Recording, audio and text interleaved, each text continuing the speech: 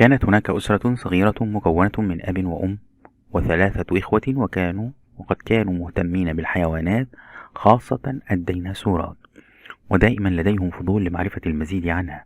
شعرت الأم بهذا وقررت أن تشبع هذا الفضول. ذات يوم أعدت لهم لعبة الكنز، ونادت عليهم قائلة: يا أولاد، لنلعب معا لعبة. تحمسوا جميعا، وقال مهاب وهو أكبرهم: لعبة؟ أنا متحمس. وقال الولد الأوسط تامر: نحن مستعدون يا أمي.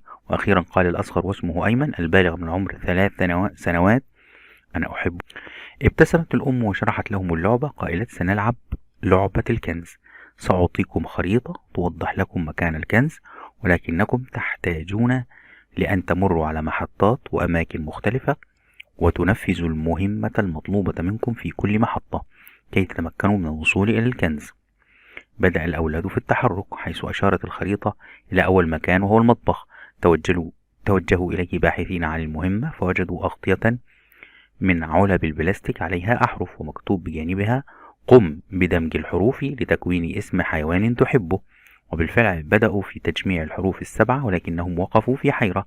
فقال أيمن: أنا أحب الديناصورات. فهتف مهاب قائلا: بالفعل يا أيمن، الحروف تكون كلمة ديناصور.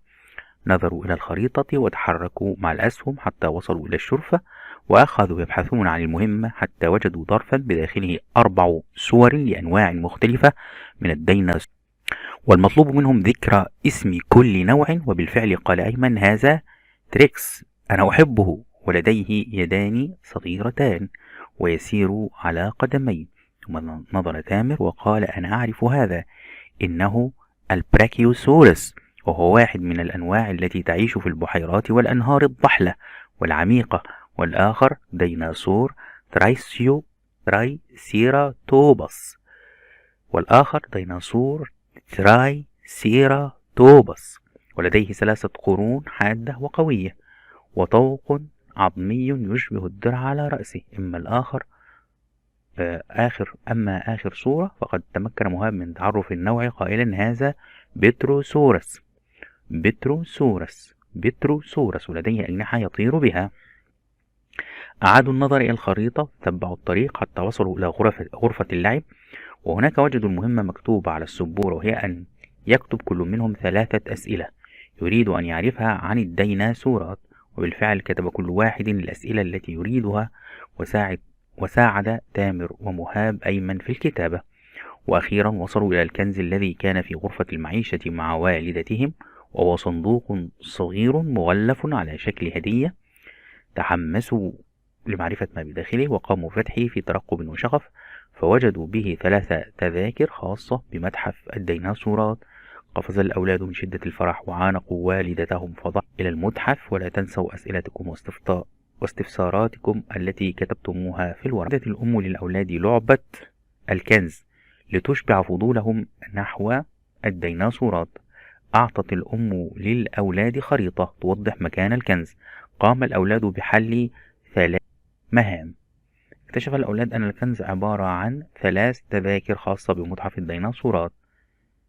تعامل الأولاد معا في أثناء بحثهم عن الكنز بتعاون.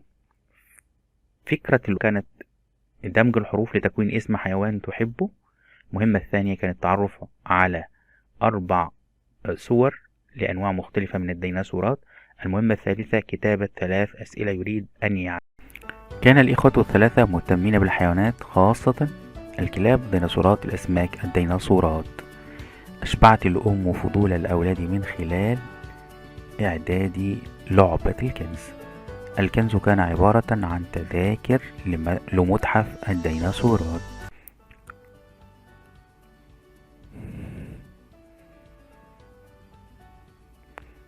لعبة الكنز: ابحث عن الكنز، اسحب الأرقام إلى أماكنها الصحيحة، يبدأ الخط من المدرسة ثم الحديقة ثم الملعب ثم المستشفى ثم السوق، وأخيرا الكنز.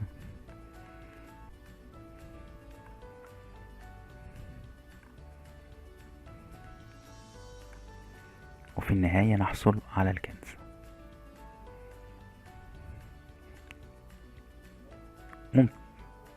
ممتاز، إجابتك صحيحة.